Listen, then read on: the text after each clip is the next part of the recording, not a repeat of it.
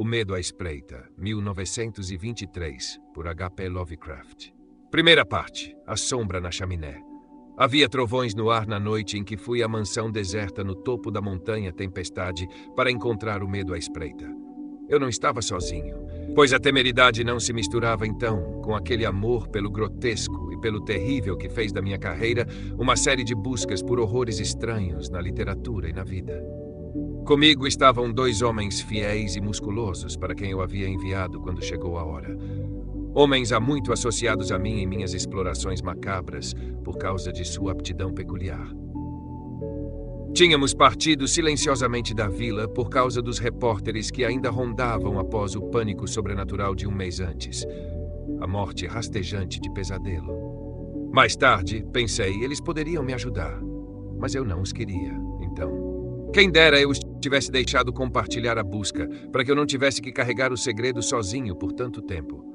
Carregá-lo sozinho, por medo de que o mundo me chamasse de louco ou enlouquecesse com as implicações demoníacas da coisa. Agora que estou contando mesmo assim, para que a ruminação não me torne um maníaco, gostaria de nunca o ter escondido. Pois eu, e somente eu, sei que tipo de medo espreitava naquela montanha espectral e desolada. Em um pequeno automóvel, percorremos os quilômetros de floresta e colina primitiva até que a subida arborizada o impediu. A paisagem tinha um aspecto mais do que o habitual sinistro, enquanto havíamos à noite e sem as multidões acostumadas de investigadores, de modo que fomos frequentemente tentados a usar o farol de acetileno, apesar da atenção que poderia atrair. Não era uma paisagem saudável depois de escurecer, e acredito que teria notado sua morbidez mesmo que ignorasse o terror que ali espreitava. De criaturas selvagens não havia nenhuma. Elas são sábias quando a morte sorri de perto. As antigas árvores marcadas por raios pareciam anormalmente grandes e retorcidas, e a outra vegetação anormalmente densa e febril, enquanto montes e elevações curiosas na terra cheia de ervas daninhas e fulguritos me lembravam cobras e crânios de homens mortos inchados a proporções gigantescas. O medo espreitava na montanha Tempestade há mais de um século. Isso aprendi imediatamente com os relatos de jornais da catástrofe que primeiro trouxe a região à atenção do mundo. O lugar é uma elevação remota e solitária naquela parte das Catskills, onde a civilização holandesa uma vez penetrou fraca e transitoriamente, deixando para trás, ao recuar, apenas algumas mansões arruinadas e uma população de invasores degenerada, habitando aldeias miseráveis em encostas isoladas. Seres normais raramente visitavam a localidade até que a polícia estadual fosse formada, e mesmo agora apenas patrulheiros infrequentes a patrulham. O medo, no entanto, é uma velha tradição em todas as aldeias vizinhas, pois é um tópico principal no discurso simples dos vira-latas pobres, que às vezes deixam seus vales para trocar cestas tecidas à mão por necessidades primitivas que não podem atirar, cultivar ou fazer. O medo à espreita habitava a mansão Martense, evitada e deserta, que coroava a eminência alta, mas gradual, cuja propensão a tempestades frequentes lhe dava o nome de Montanha Tempestade. Por mais de 100 anos, a antiga casa de pedra cercada por bosques foi objeto de histórias incrivelmente selvagens e monstruosamente hediondas. Histórias de uma morte rastejante, colossal e silenciosa que rondava no verão. Com insistência lamuriosa, os invasores contavam histórias de um demônio que agarrava viajantes solitários depois de escurecer, levando-os embora ou deixando-os em um estado terrível de desmembramento roído. Enquanto às vezes sussurravam sobre rastros de sangue em direção à mansão distante. Alguns diziam que o trovão chamava o medo à espreita para fora de sua habitação, enquanto outros diziam que o trovão era sua voz. Ninguém fora do sertão acreditava nessas histórias variadas e conflitantes, com suas descrições incoerentes e extravagantes do demônio entrevisito, mas nenhum fazendeiro ou aldeão duvidava que a mansão martense fosse assombrada de forma macabra. A história local proibia tal dúvida, embora nenhuma evidência fantasmagórica jamais fosse encontrada por investigadores que visitaram o prédio após algum conto especialmente vívido dos invasores. Avós contavam mitos estranhos do espectro martense, mitos sobre a própria família martense, sua estranha dissimilaridade hereditária de olhos, seus longos anais não naturais e o assassinato que a amaldiçoou. O terror que me trouxe ao local foi uma confirmação súbita e portentosa das lendas mais selvagens dos montanheses. Uma noite de verão, após uma tempestade de violência sem precedentes, o campo foi despertado por uma debandada de invasores que nenhuma mera ilusão poderia criar. As multidões miseráveis de nativos gritavam e lamentavam o horror indizível que havia descido sobre eles, e eles não foram duvidados. Eles não o tinham visto, mas tinham ouvido gritos de uma de suas aldeias que sabiam que uma morte rastejante havia chegado. Pela manhã, cidadãos e patrulheiros estaduais seguiram os montanheses trêmulos até o local onde disseram que a morte havia chegado. A morte estava realmente lá. O chão sob uma das aldeias dos invasores havia desabado após um raio, destruindo vários dos barracos mal cheirosos. Mas sobre esse dano à propriedade foi sobreposta uma devastação orgânica que o empalideceu à insignificância. De possíveis 75 nativos que habitavam este local, nenhum espécime vivo era visível. A terra desordenada estava coberta de sangue e destroços humanos que falavam vividamente demais dos estragos de dentes e garras de demônio, mas nenhum rastro visível levava para longe da carnificina. Que algum animal hediondo deveria ser a causa. Todos concordaram rapidamente. Nem nenhuma língua agora reviveu a acusação de que tais mortes crípticas formavam meros assassinatos sórdidos comuns em comunidades decadentes. Essa acusação foi revivida apenas quando cerca de 25 da população estimada foram encontrados desaparecidos dos mortos, e mesmo assim, foi difícil explicar o assassinato de 50 por metade desse número. Mas o fato permaneceu que, em uma noite de verão, um raio saiu dos céus e deixou uma aldeia morta cujos cadáveres foram horrivelmente mutilados, mastigados e arranhados. O campo excitado imediatamente conectou o horror à mansão martense assombrada, embora as localidades estivessem a mais de 3 milhas de distância. Os patrulheiros eram mais céticos, incluindo a mansão apenas casualmente em suas investigações e abandonando-a completamente quando a encontraram completamente deserta. Pessoas do campo e da aldeia, no entanto, vasculharam o local com cuidado infinito, revirando tudo na casa, sondando lagoas e riachos, derrubando arbustos e vasculhando as florestas próximas. Tudo foi em vão. A morte que chegou não deixou rastro além da própria destruição. No segundo dia de busca, o caso foi totalmente tratado pelos jornais, cujos repórteres invadiram a montanha Tempestade. Eles a descreveram com muitos detalhes e com muitas entrevistas para elucidar a história do horror contada pelas avós locais. A princípio, acompanhei os relatos languidamente, pois sou um conhecedor de horrores. Mas depois de uma semana, detectei uma atmosfera que me agitou estranhamente, de modo que, em 5 de agosto de 1921, me registrei entre os repórteres que lotavam o hotel em Lefferts Corners, a vila mais próxima da Montanha Tempestade e o quartel-general reconhecido dos buscadores. Mais 3 semanas, e a dispersão dos repórteres me deixou livre para começar uma exploração terrível, baseada nas investigações minuciosas e no levantamento com os quais eu havia me ocupado nesse meio tempo. Então, nesta noite de verão, enquanto trovões distantes ribombavam, deixei um automóvel silencioso e caminhei com 2 companheiros armados pelas últimas elevações cobertas de montes da Montanha Tempestade, lançando os raios de uma lanterna elétrica nas paredes cinzentas espectrais que começaram a aparecer através de carvalhos gigantes à frente. Nesta solidão noturna mórbida e na iluminação fraca e oscilante, a vasta pilha, semelhante a uma caixa, exibia indícios obscuros de terror que o dia não podia revelar. Mas não hesitei, pois vim com uma resolução feroz de testar uma ideia. Eu acreditava que o trovão chamava o demônio da morte para fora de algum lugar secreto temível. E seja esse demônio uma entidade sólida ou uma pestilência vaporosa, eu pretendia vê-lo. Eu já havia vasculhado completamente a ruína antes, portanto conhecia bem meu plano, escolhendo como local da minha vigília o antigo quarto de Jean Martense, cujo assassinato se destaca tanto nas lendas rurais. Eu senti sutilmente que o apartamento dessa vítima antiga era o melhor para meus propósitos. O quarto, medindo cerca de 20 pés quadrados, continha, como os outros quartos, algum lixo que já foram móveis. Ele ficava no 2º andar, no canto sudeste da casa, e tinha uma enorme janela leste e uma estreita janela sul, ambas desprovidas de vidraças ou venezianas. Em frente à grande janela havia uma enorme lareira holandesa com azulejos bíblicos representando o filho pródigo, e em frente à janela estreita havia uma cama espaçosa embutida na parede.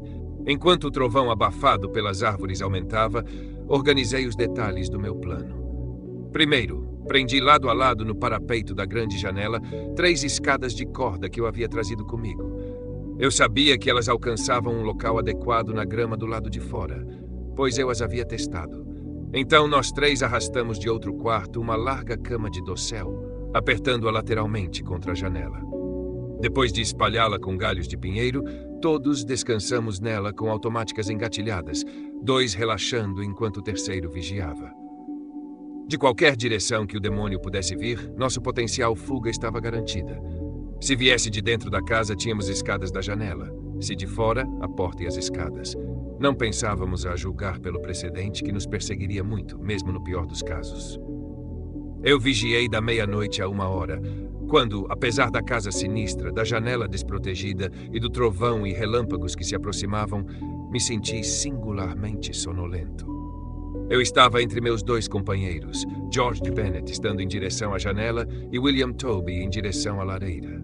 Bennet estava dormindo, aparentemente sentindo a mesma sonolência anômala que me afetava. Então designei Toby para a próxima vigília, embora ele também estivesse cochilando. É curioso quão intensamente eu estava observando aquela lareira. O trovão crescente deve ter afetado meus sonhos, pois no breve tempo em que dormi, vieram a mim visões apocalípticas. Uma vez acordei parcialmente, provavelmente porque o dorminhoco em direção à janela havia jogado um braço inquieto sobre meu peito. Eu não estava suficientemente acordado para ver se Toby estava cumprindo seus deveres como sentinela, mas senti uma ansiedade distinta nesse sentido. Nunca antes a presença do mal me oprimiu tão pungentemente. Mais tarde devo ter adormecido novamente, pois foi de um caos fantasmal que minha mente saltou quando a noite se tornou hedionda com gritos, além de qualquer coisa em minha experiência ou imaginação anterior. Naquele grito, a alma mais íntima do medo e da agonia humana agarrou-se desesperadamente e insanamente aos portões de ébano do esquecimento. Acordei para a loucura vermelha e a zombaria do diabolismo, enquanto mais e mais longe em perspectivas inconcebíveis, aquela angústia fóbica e cristalina recuava e reverberava. Não havia luz, mas eu sabia pelo espaço vazio à minha direita que Toby havia desaparecido. Deus sabe para onde. Em meu peito ainda repousava o braço pesado do dorminhoco à minha esquerda. Então veio o golpe devastador do raio que sacudiu toda a montanha, iluminou as criptas mais escuras do bosque grisalho e estilhaçou o patriarca das árvores retorcidas. No lampejo demoníaco de uma bola de fogo monstruosa, o dorminhoco se levantou de repente, enquanto o brilho de além da janela lançava sua sombra vividamente na chaminé acima da lareira, da qual meus olhos nunca se desviaram. Que ainda estou vivo e são é uma maravilha que não consigo entender. Não consigo entender, pois a sombra naquela chaminé não era a de George Bennet nem de qualquer outra criatura humana, mas uma anormalidade blasfema dos abismos mais profundos do inferno. Uma abominação sem nome e sem forma que nenhuma mente poderia compreender totalmente e nenhuma caneta sequer descrever parcialmente. Em outro segundo, eu estava sozinho na mansão amaldiçoada, tremendo e balbuciando. George Bennet e William Toby não deixaram rastro nem mesmo de uma luta. Nunca mais se ouviu falar deles. Segunda parte, um passante na tempestade. Por dias após aquela experiência hedionda na mansão envolta em floresta, fiquei nervoso e exausto no meu quarto de hotel em Lefferts Corners. Não me lembro exatamente como consegui chegar ao automóvel, ligá-lo e voltar despercebido para a vila, pois não retenho nenhuma impressão distinta, exceto de árvores titânicas de braços selvagens, murmúrios demoníacos de trovões e sombras caronianas através dos montes baixos que pontilhavam e riscavam a região. Enquanto tremia e ruminava sobre o lançamento daquela sombra estilhaçadora de cérebro, eu sabia que finalmente tinha descoberto um dos supremos horrores da Terra. Uma daquelas pragas sem nome dos vácuos exteriores cujos arranhões demoníacos fracos às vezes ouvimos na borda mais distante do espaço, mas dos quais nossa própria visão finita nos deu uma imunidade misericordiosa. A sombra que eu tinha visto eu mal ousava analisar ou identificar. Algo havia se interposto entre mim e a janela naquela noite, mas eu estremecia sempre que não conseguia afastar o instinto de classificá-lo. Se tivesse apenas rosnado ou latido ou rido zombeteiramente, mesmo isso teria aliviado a hediondez abismal. Mas era tão silencioso. Tinha repousado um braço pesado ou pata dianteira no meu peito. Obviamente era orgânico, ou já havia sido orgânico. Jean Martense, cujo quarto eu invadi, estava enterrado no cemitério perto da mansão. Eu devo encontrar Bennett e Toby se eles viverem. Por que os escolheu e me deixou para o final?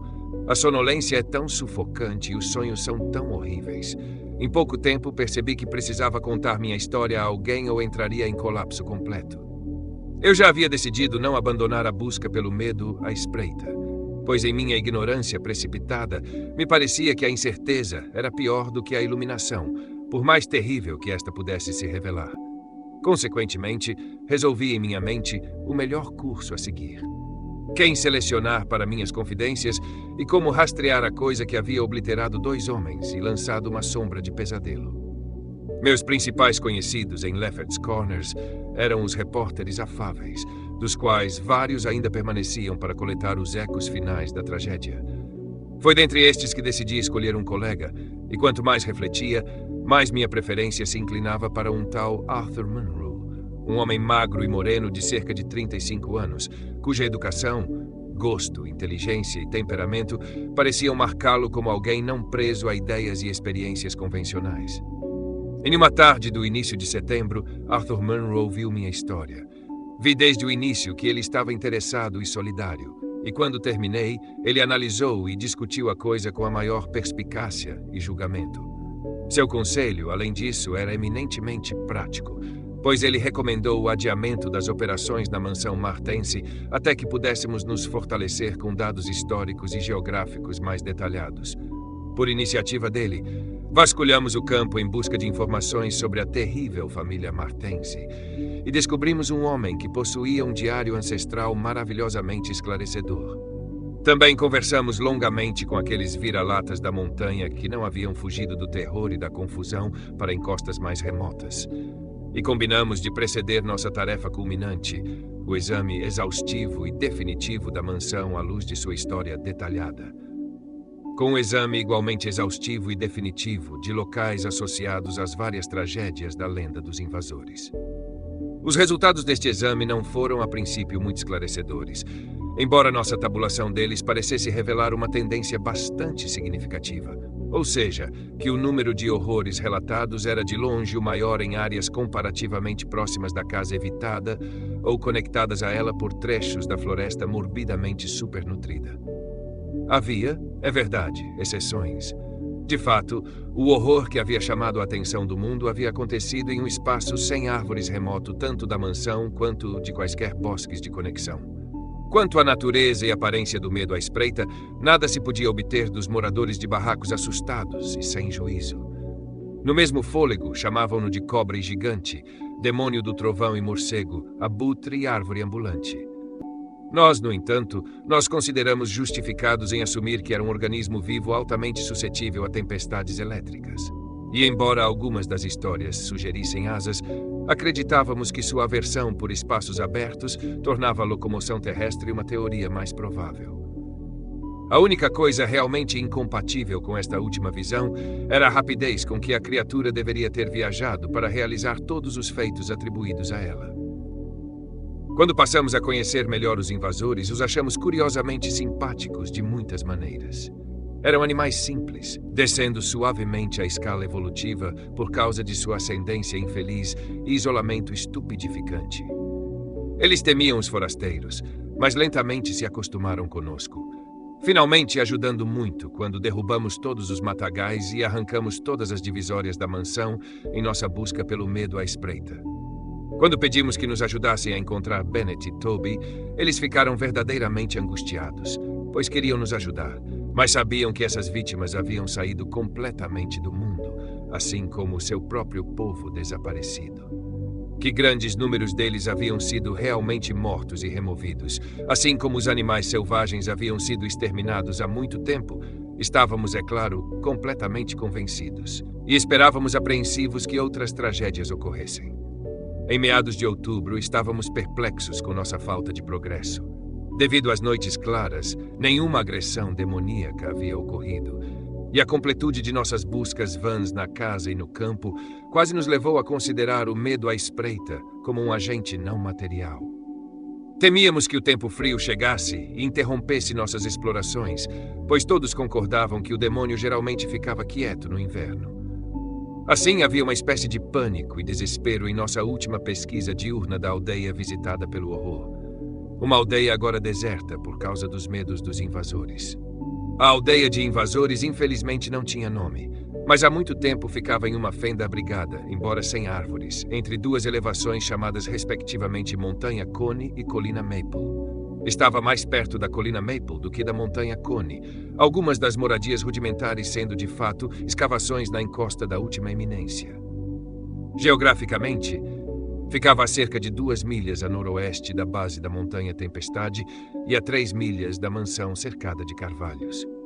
Da distância entre a aldeia e a mansão, totalmente 2 milhas e 1/4 do lado da aldeia era campo totalmente aberto. A planície sendo de caráter razoavelmente nivelado, exceto por alguns dos montes baixos semelhantes a cobras, e tendo como vegetação apenas grama e ervas daninhas espalhadas. Considerando esta topografia, finalmente concluímos que o demônio deve ter vindo pela Montanha Cone, uma prolongação arborizada do sul, da qual corria a uma curta distância do esporão mais ocidental da Montanha Tempestade. O soerguimento do solo que rastreamos conclusivamente a um deslizamento de terra da colina Maple, uma árvore alta e solitária estilhaçada em cuja encosta havia sido o ponto de impacto do raio que convocou o demônio. Enquanto Arthur Munro e eu revistávamos minuciosamente cada centímetro da aldeia violada pela 20ª vez ou mais, fomos tomados por um certo desânimo, aliado a medos vagos e novos. Era extremamente estranho, mesmo quando coisas terríveis e estranhas eram comuns, encontrar uma cena tão completamente sem pistas após ocorrências tão esmagadoras. E nos movíamos sob o céu plúmbeo e escurecido, com aquele zelo trágico e sem direção que resulta de uma sensação combinada de futilidade e necessidade de ação. Nosso cuidado era gravemente minucioso. Cada cabana foi novamente invadida, cada escavação na encosta foi novamente vasculhada em busca de corpos, cada pé espinhoso da encosta adjacente foi novamente examinado em busca de tocas e cavernas, mas tudo sem resultado. E, no entanto, como eu disse, novos medos vagos pairavam ameaçadoramente sobre nós. Como se grifos gigantes com asas de morcego estivessem agachados invisivelmente nos topos das montanhas e olhassem com olhos de Abaddon que haviam contemplado abismos transcósmicos. À medida que a tarde avançava, tornava-se cada vez mais difícil enxergar, e ouvimos o ribombar de uma tempestade se formando sobre a Montanha Tempestade. Esse som em tal localidade naturalmente nos agitou, embora menos do que teria feito à noite. Mesmo assim, esperávamos desesperadamente que a tempestade durasse até bem depois de escurecer. E com essa esperança, nos afastamos de nossa busca aleatória na encosta em direção à aldeia habitada mais próxima para reunir um grupo de invasores como ajudantes na investigação. Tímidos como eram, alguns dos homens mais jovens foram suficientemente inspirados por nossa liderança protetora para prometer tal ajuda. Mal tínhamos nos virados, no entanto, quando desceu uma cortina ofuscante de chuva torrencial que tornou o abrigo imperativo. A escuridão extrema, quase noturna, do céu nos fez tropeçar tristemente, mas guiados pelos frequentes relâmpagos e por nosso conhecimento minucioso da aldeia, logo chegamos à cabana menos porosa do lote, uma combinação heterogênea de toras e tábuas, cuja porta ainda existente e única janela minúscula davam ambas para a Colina Maple. Trancando a porta atrás de nós contra a fúria do vento e da chuva, colocamos a rude veneziana da janela que nossas buscas frequentes nos ensinaram onde encontrar. Era triste sentar ali em caixas bambas na escuridão total, mas fumamos cachimbos e ocasionalmente acendemos nossas lanternas de bolso. De vez em quando podíamos ver os relâmpagos através das frestas na parede. A tarde estava tão incrivelmente escura que cada relâmpago era extremamente vívido. A vigília tempestuosa me lembrou arrepiantemente da minha noite macabra na Montanha Tempestade. Minha mente voltou-se para aquela estranha pergunta que continuava a se repetir desde que a coisa de pesadelo havia acontecido.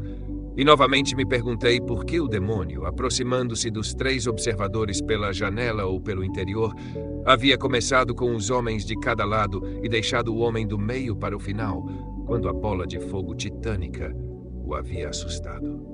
Por que não havia levado suas vítimas em ordem natural, comigo em segundo lugar, de qualquer direção que tivesse se aproximado? Com que tipo de tentáculos de longo alcance ele atacava? Ou ele sabia que eu era o líder e me guardou para um destino pior do que o de meus companheiros?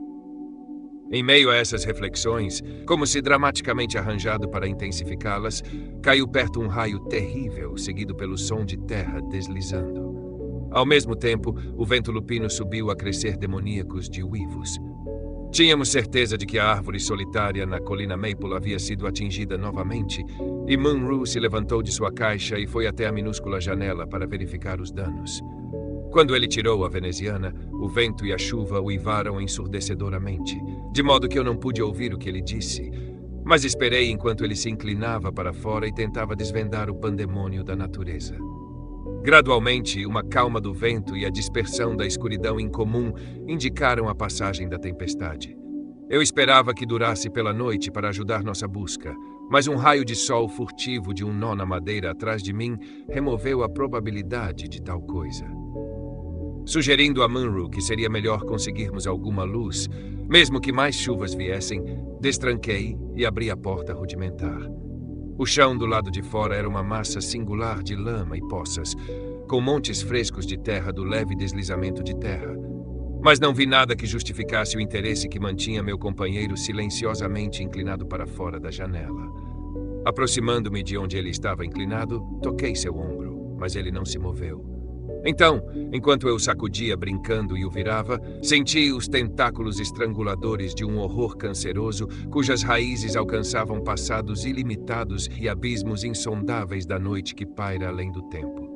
Pois Arthur Munro estava morto, e no que restava de sua cabeça mastigada e esburacada, não havia mais um rosto. Terceira parte, o que o brilho vermelho significava.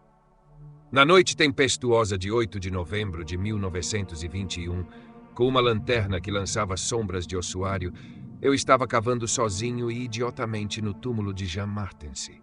Eu havia começado a cavar à tarde, porque uma tempestade estava se formando, e agora que estava escuro e a tempestade havia irrompido sobre a folhagem maniacamente densa, eu estava feliz. Acredito que minha mente estava parcialmente desarticulada pelos eventos desde 5 de agosto, a sombra demoníaca na mansão, a tensão e decepção geral, e a coisa que ocorreu na aldeia em uma tempestade de outubro. Após aquela coisa, eu havia cavado um túmulo para alguém cuja morte eu não conseguia entender. Eu sabia que outros também não entenderiam. Então deixei que pensassem que Arthur Munro havia vagado para longe. Eles procuraram, mas não encontraram nada. Os invasores poderiam ter entendido, mas eu não ousava assustá-los mais. Eu mesmo parecia estranhamente insensível. Aquele choque na mansão havia feito algo com meu cérebro, e eu só conseguia pensar na busca por um horror agora crescido a uma estatura cataclísmica em minha imaginação. Uma busca que o destino de Arthur Munro me fez jurar manter silenciosa e solitária. O cenário de minhas escavações por si só teria sido suficiente para desestabilizar qualquer homem comum. Árvores primais perniciosas de tamanho, idade e grotesquidão profanos me olhavam de cima como os pilares de algum templo druídico infernal, abafando o trovão, silenciando o vento que arranhava e admitindo pouca chuva. Além dos troncos marcados no fundo, iluminados por lampejos fracos de relâmpagos filtrados, erguiam-se as pedras úmidas e cobertas de era da mansão deserta, enquanto um pouco mais perto estava o jardim holandês abandonado, cujos caminhos e canteiros estavam poluídos por uma vegetação branca, fungosa, fétida e supernutrida que nunca via a luz do dia total. E o mais próximo de tudo era o cemitério, onde árvores deformadas agitavam galhos insanos, enquanto suas raízes deslocavam lajes profanas e sugavam veneno do que jazia abaixo. De vez em quando, sob o manto marrom de folhas que apodreciam e infeccionavam na escuridão da floresta antediluviana, eu podia traçar os contornos sinistros de alguns daqueles montes baixos que caracterizavam a região perfurada por raios. A história me levou a este túmulo arcaico. A história, de fato, era tudo o que eu tinha depois que tudo mais terminou em satanismo zombeteiro. Eu agora acreditava que o medo à espreita não era uma coisa material, mas um fantasma com dentes de lobo que cavalgava o relâmpago da meia-noite. E eu acreditava, por causa das massas de tradição local que desenterrei em minha busca com Arthur Munro, que o fantasma era o de Jean Martensy, que morreu em 1762. É por isso que eu estava cavando idiotamente em seu túmulo. A mansão Martense foi construída em 1670 por Gerrit Martense, um rico comerciante de Nova Amsterdã que não gostava da ordem em mudança sob o domínio britânico e havia construído esta magnífica residência em um pico de floresta remota, cuja solidão intocada e paisagem incomum o agradavam. A única decepção substancial encontrada neste local foi aquela que dizia respeito à prevalência de tempestades violentas no verão. Ao selecionar a colina e construir sua mansão, Mynheer Martense havia atribuído essas frequentes explosões naturais a alguma peculiaridade do ano. Mas com o tempo ele percebeu que o local era especialmente propenso a tais fenômenos. Finalmente, tendo considerado essas tempestades prejudiciais à sua saúde, ele montou um porão para o qual pudesse se retirar de seu pandemônio mais selvagem. Dos descendentes de Gerrit Martense, menos se sabe do que dele mesmo, pois todos foram criados no ódio à civilização inglesa e treinados para evitar aqueles colonos que aceitavam. Sua vida era extremamente reclusa e as pessoas declaravam que seu isolamento os havia tornado pesados de fala e compreensão. Na aparência, todos eram marcados por uma peculiar dissimilaridade hereditária de olhos, um geralmente sendo azul e o outro marrom. Seus contatos sociais tornaram-se cada vez menores, até que finalmente começaram a se casar entre si com a numerosa classe servil da propriedade. Muitos da família lotada degeneraram, mudaram-se para o outro lado do vale e se fundiram com a população vira-lata, que mais tarde produziria os invasores miseráveis. O resto havia se apegado taciturnamente à sua mansão ancestral, tornando-se cada vez mais fechados e taciturnos, mas desenvolvendo uma resposta nervosa às tempestades frequentes. A maior parte desta informação chegou ao mundo exterior através do jovem Jan Martens, que, por alguma espécie de inquietação, juntou-se ao exército colonial quando as notícias da Convenção de Albany chegaram à Montanha Tempestade. Ele foi o primeiro dos descendentes de Gerrit a ver muito do mundo, e quando ele retornou em 1760 após 6 anos de campanha, ele foi odiado como um forasteiro por seu pai, tios e irmãos, apesar de seus olhos dissimilares de Martense. Ele não podia mais compartilhar as peculiaridades e preconceitos dos martenses, enquanto as próprias tempestades da montanha falharam em intoxicá-lo como antes. Em vez disso, seus arredores o deprimiram, e ele frequentemente escrevia para um amigo em Albany sobre planos de deixar o teto paterno. Na primavera de 1763, Jonathan Gifford, o amigo de Albany de Jan Martense, ficou preocupado com o silêncio de seu correspondente, especialmente em vista das condições e brigas na mansão Martense. Determinado a visitar Jan pessoalmente, ele foi para as montanhas a cavalo. Seu diário afirma que ele chegou à Montanha Tempestade em 20 de setembro, encontrando a mansão em grande decrepitude. Os martenses taciturnos e de olhos estranhos, cuja aparência animal imunda o chocou, disseram-lhe em guturais quebrados que Jan estava morto. Ele havia, insistiram, sido atingido por um raio no outono anterior, e agora jazia enterrado atrás dos jardins afundados negligenciados. Eles mostraram ao visitante o túmulo, estéril e desprovido de marcadores. Algo na maneira dos martenses deu a Gifford uma sensação de repulsa e suspeita, e uma semana depois ele retornou com pai e enxada para explorar o local sepulcral. Ele encontrou o que esperava, um crânio esmagado cruelmente como por golpes selvagens. Então, retornando a Albany, ele acusou abertamente os martenses do assassinato de seu parente. Evidências legais faltavam, mas a história se espalhou rapidamente pelo campo. E a partir desse momento, os martenses foram ostracizados pelo mundo. Ninguém lidaria com eles, e sua mansão distante era evitada como um lugar amaldiçoado. De alguma forma, eles conseguiram viver independentemente pelos produtos de sua propriedade, pois luzes ocasionais avistadas de colinas distantes atestavam sua presença contínua. Essas luzes foram vistas até 1810, mas no final se tornaram muito infrequentes. Enquanto isso, cresceu em torno da mansão e da montanha um corpo de lendas diabólicas. O lugar era evitado com diligência redobrada e investido com todos os mitos sussurrados que a tradição podia fornecer. Permaneceu sem visitas até 1816, quando a ausência contínua de luzes foi notada pelos invasores. Naquela época, um grupo fez investigações, encontrando a casa deserta e parcialmente em ruínas. Não havia esqueletos por perto, de modo que a partida, em vez da morte, foi inferida. O clã parecia ter partido vários anos antes, e os galpões improvisados mostravam como havia crescido numeroso antes de sua migração. Seu nível cultural havia caído muito baixo, como comprovado por móveis em decomposição e talheres espalhados que devem ter sido abandonados há muito tempo, quando seus donos partiram. Mas embora os temidos martenses tivessem partido, o medo da casa assombrada continuou, e cresceu muito agudo quando novas e estranhas histórias surgiram entre os decadentes da montanha. Ali estava ela, deserta, temida e ligada ao fantasma vingativo de Jean Martense. Ali ainda estava ela na noite em que cavei o túmulo de Jean Martense. Descrevi minha escavação prolongada como idiota, e de fato era em objeto e método. O caixão de Jean Martense logo foi desenterrado, agora continha apenas poeira e nitro. Mas em minha fúria para exumar seu fantasma, cavei irracionalmente e desajeitadamente abaixo de onde ele havia jazido. Deus sabe o que eu esperava encontrar. Eu apenas sentia que estava cavando o túmulo de um homem cujo fantasma rondava à noite. É impossível dizer a que profundidade monstruosa eu havia chegado quando minha pá e logo meus pés romperam o chão abaixo.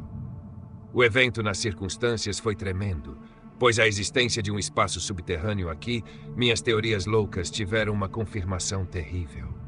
Minha leve queda havia extinguido a lanterna, mas produzia uma lanterna elétrica de bolso e observei o pequeno túnel horizontal que se estendia indefinidamente em ambas as direções. Era suficientemente grande para um homem se contorcer, e embora nenhuma pessoa sã o tivesse tentado naquele momento, esqueci o perigo, a razão e a limpeza em minha febre obstinada de desenterrar o medo à espreita.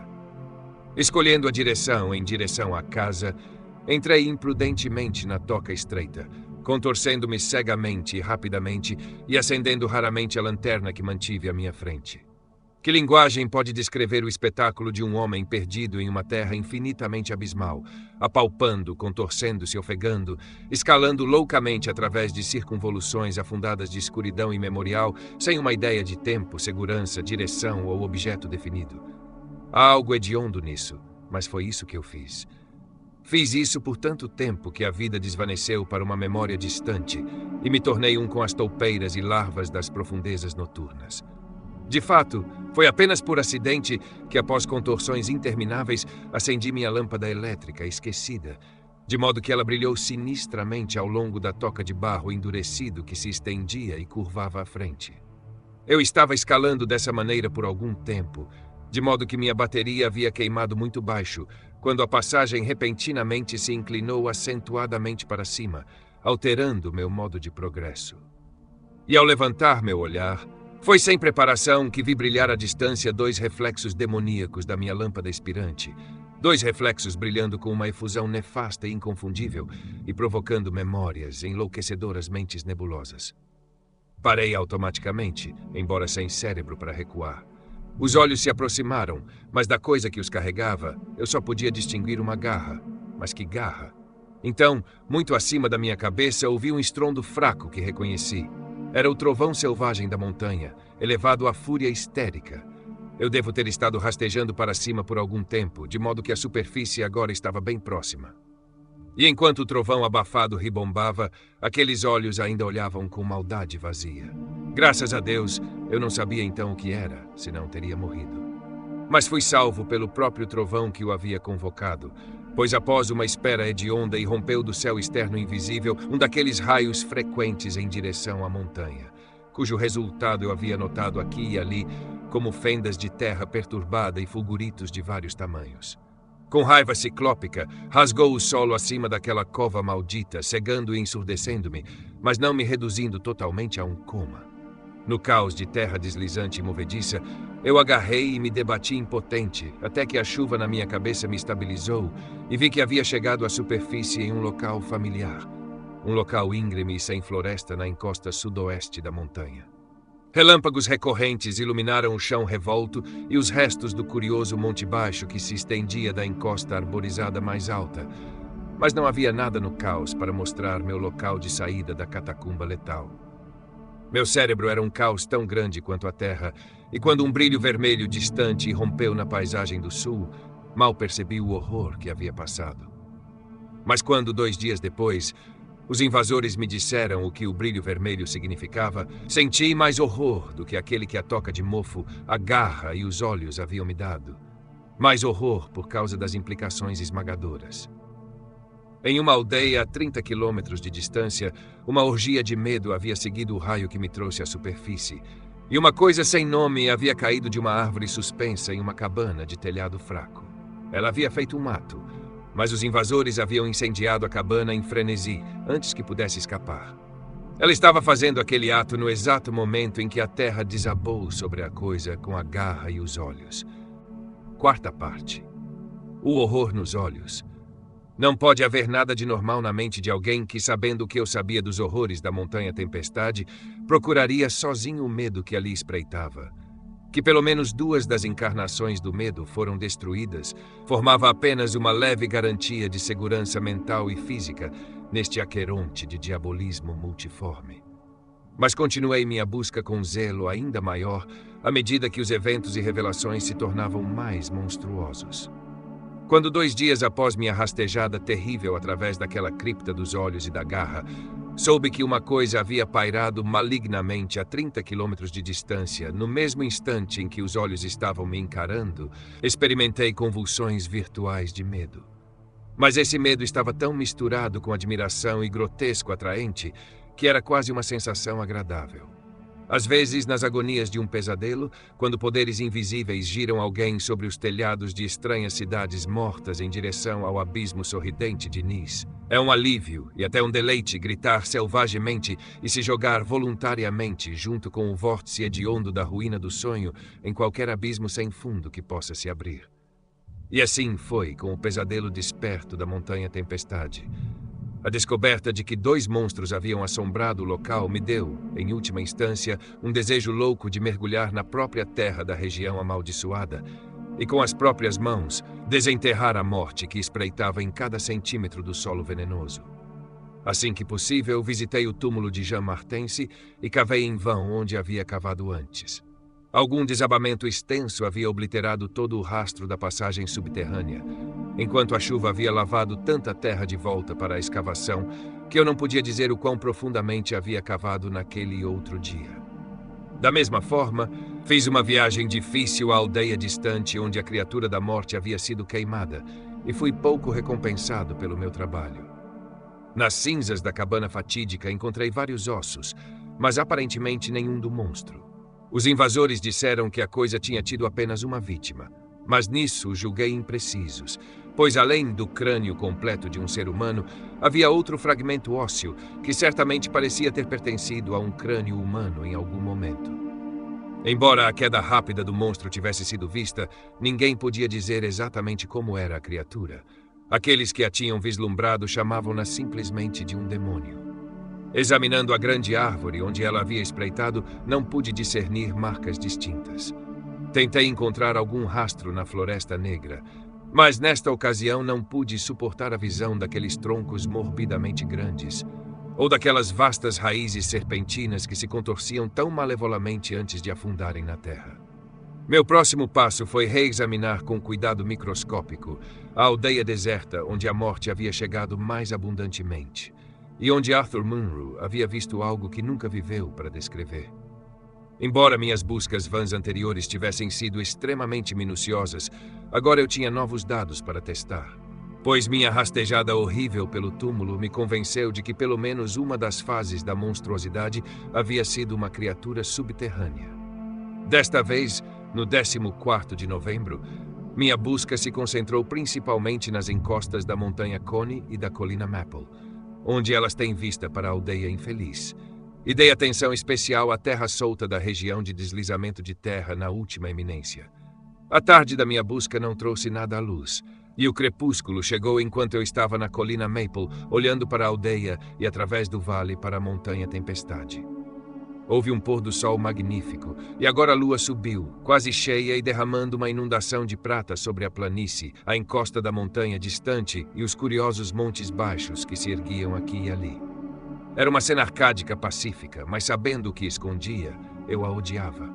Eu odiava a lua zombeteira, a planície hipócrita, a montanha infeccionada e aqueles montes sinistros. Tudo me parecia contaminado por um contágio repugnante e inspirado por uma aliança nociva com poderes ocultos distorcidos. Atualmente, enquanto eu olhava abstratamente para o panorama iluminado pela lua, meu olho foi atraído por algo singular na natureza e arranjo de um certo elemento topográfico. Sem ter nenhum conhecimento exato de geologia, desde o início me interessei pelos montes e elevações estranhas da região. Eu havia notado que eles estavam bastante amplamente distribuídos ao redor da Montanha Tempestade, embora menos numerosos na planície do que perto do topo da colina, onde a glaciação pré-histórica, sem dúvida, encontrou uma oposição mais fraca aos seus caprichos marcantes e fantásticos. Agora, à luz daquela lua baixa que lançava sombras longas e estranhas, me ocorreu fortemente que os vários pontos e linhas do sistema de montes tinham uma relação peculiar com o topo da Montanha Tempestade. Aquele topo era inegavelmente um centro do qual as linhas ou fileiras de pontos irradiavam indefinidamente e irregularmente, como se a mansão martense insalubre tivesse lançado tentáculos visíveis de terror. A ideia de tais tentáculos me deu um arrepio inexplicável, e parei para analisar minha razão para acreditar que esses montes eram fenômenos glaciais. Quanto mais eu analisava, menos acreditava, e contra minha mente recém-aberta começaram a bater analogias grotescas e horríveis, baseadas em aspectos superficiais e em minha experiência sob a Terra. Antes que eu percebesse, eu estava proferindo palavras frenéticas e desconexas para mim mesmo. Meu Deus! Tocas de toupeiras. O lugar maldito deve estar cheio de túneis. Quantos? Aquela noite na mansão, eles pegaram Bennett e Toby primeiro, de cada lado de nós. Então eu estava cavando freneticamente no monte que se estendia mais perto de mim, cavando desesperadamente, tremendo, mas quase jubilantemente, cavando e finalmente gritando alto com alguma emoção não identificada quando me deparei com um túnel ou toca exatamente como aquele pelo qual eu havia rastejado naquela outra noite demoníaca. Depois disso, lembro-me de correr, pá na mão. Uma corrida hedionda através de prados iluminados pela lua, marcados por montes, e através de abismos doentes e íngremes de floresta assombrada na encosta, saltando, gritando, ofegando, saltando em direção à terrível mansão martense. Lembro-me de cavar irracionalmente em todas as partes do porão cheio de sarças, cavando para encontrar o núcleo e centro daquele universo maligno de montes. E então me lembro de como ri quando tropecei na passagem. O buraco na base da velha chaminé, onde as ervas daninhas grossas cresciam e lançavam sombras estranhas à luz da vela solitária que eu, por acaso, tinha comigo. O que ainda restava naquela colmeia infernal, à espreita e esperando o trovão despertá-lo, eu não sabia. 2 haviam sido mortos. Talvez isso tivesse acabado com tudo. Mas ainda restava aquela determinação ardente de alcançar o segredo mais íntimo do medo, que eu mais uma vez passei a considerar definido. Material e orgânico. Minha especulação, indecisa sobre se exploraria a passagem sozinho e imediatamente com minha lanterna de bolso ou tentar reunir um grupo de invasores para a busca, foi interrompida após um tempo por uma súbita rajada de vento do lado de fora que apagou a vela e me deixou na escuridão total. A lua não brilhava mais através das frestas e aberturas acima de mim, e com uma sensação de alarme fatídico, ouvi o ribombar sinistro e significativo de um trovão se aproximando. Uma confusão de ideias associadas tomou posse do meu cérebro, levando-me a tatear de volta para o canto mais distante do porão. Meus olhos, no entanto, nunca se desviaram da abertura horrível na base da chaminé, e comecei a vislumbrar os tijolos desmoronando e as ervas daninhas insalubres, enquanto fracos brilhos de relâmpagos penetravam na floresta do lado de fora e iluminavam as frestas na parede superior. A cada segundo eu era consumido por uma mistura de medo e curiosidade. O que a tempestade convocaria? Ou havia algo sobrando para ela convocar?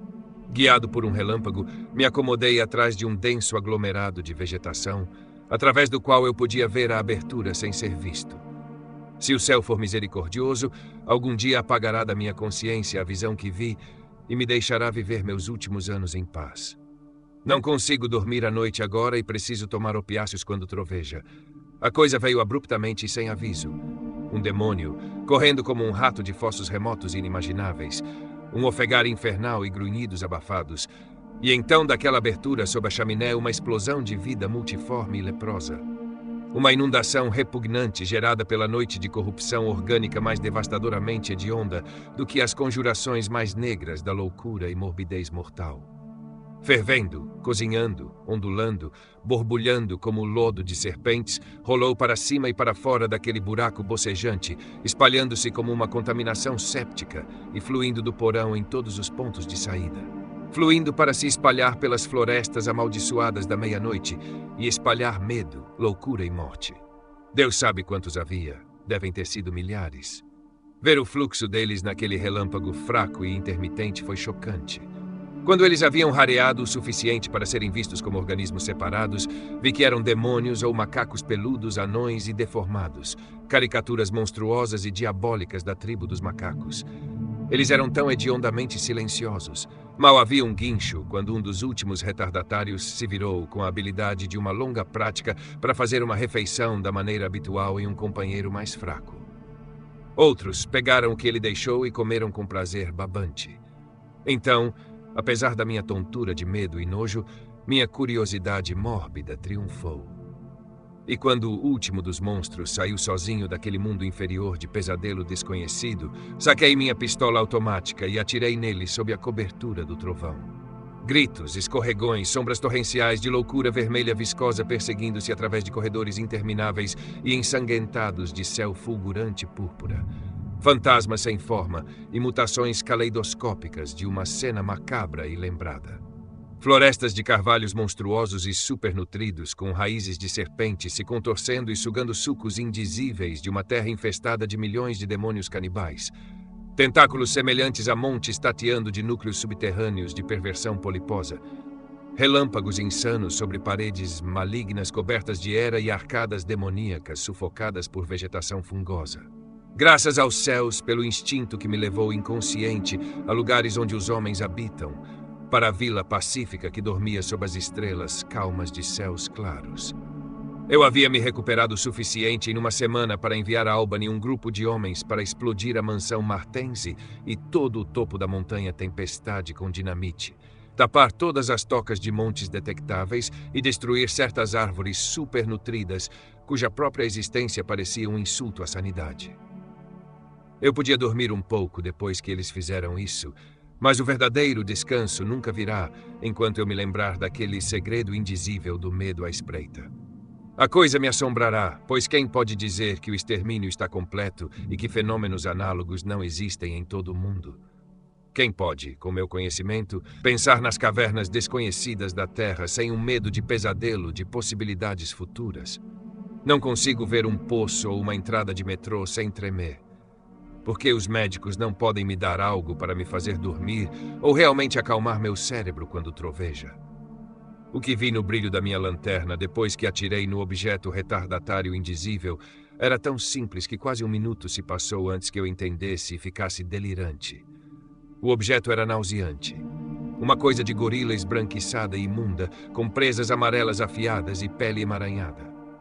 Era o produto final da degeneração de mamíferos, o resultado terrível de desova isolada, multiplicação e nutrição canibal acima e abaixo do solo, a personificação de todo o caos rosnando e medo sorridente que espreitam por trás da vida.